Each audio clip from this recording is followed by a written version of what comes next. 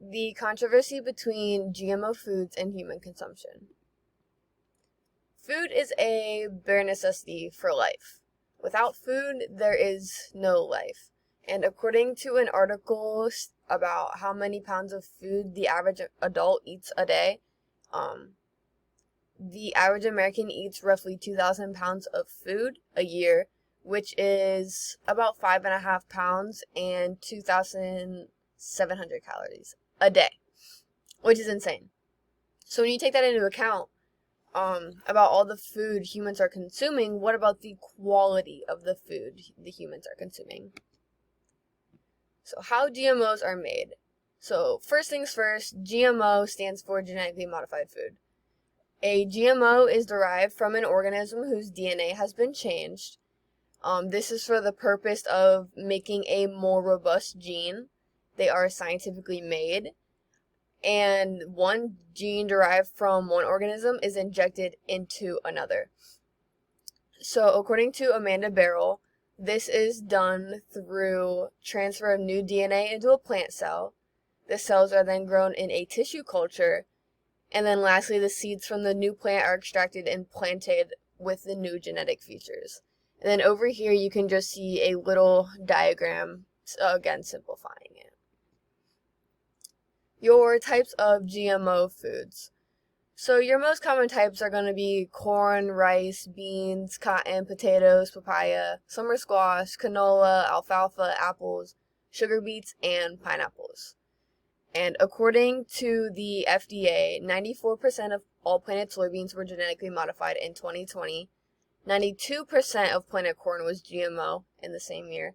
96% of planted corn or cotton was also GMO in the same year. And then according to Farm Aid, 80% of processed foods contain GMOs, and that was in 2019. And then in your processed food, these can be in the forms of sugars, syrups, oils, emulsifiers, and other additives. What is the purpose? So Amanda Barrell in her 2022 article also went through the purpose. So the increase of nutritional value, crops surviving efficiently and effectively in harsh environments, increase of crop production, higher tolerance to herbicides, and increased resistance to insects, viruses, and other various diseases. So this is not my side.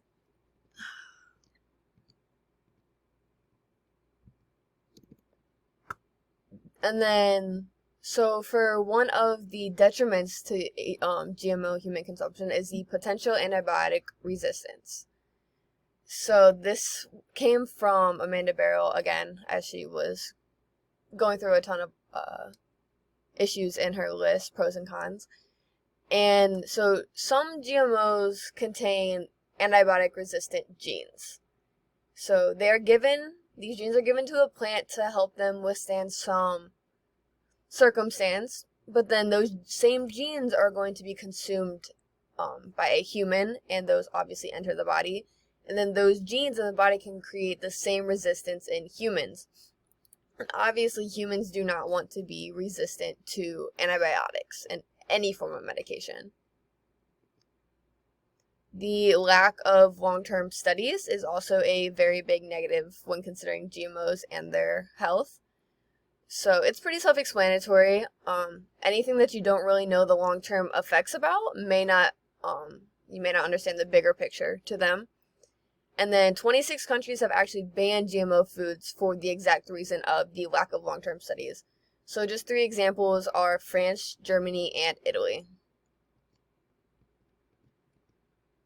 And these are not my slides, but we're getting into the benefits. So a very big benefit to GMO foods is the increased nutritional value. So modifications can increase proteins, increase vitamins, reduce trans fat, and other various nutritional benefits. So Wyatt Arkalis, in an article in 2022, explained the concept of golden rice. So golden rice is used in many third world countries, but Philippines is the most common. It increases the beta carotene content, and when it is metabolized by the body, it converts into vitamin A. So that vitamin A helps with the people that are not really getting as much nutrients as they need. And again, like the increase in proteins and the increase in vitamins can help people fight nutrient deficiencies and also fight off hunger. And then just some scientific research. So there was a study on Wistar rats, and it evaluated like herbicide tolerant soybeans. So during the entire study, rats were active and healthy, and there were no abnormal symptoms or changes, which is important. And then on another study on GMOs and pesticides on human health, they were testing against Roundup Ready GMO, which is just a type of GMO.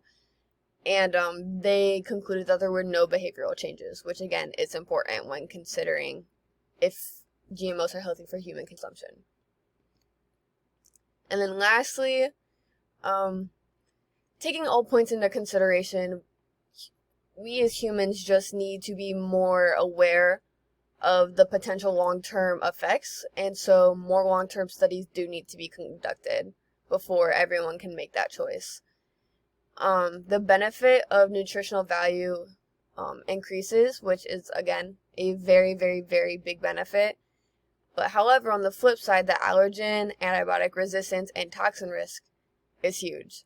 So that all ties back into the first point I made, where more evidence needs to be concluded so humans know for a fact that what they are consuming will not harm them in the long run, will not harm them now, and is safe and healthy. Thank you. And then these are my references.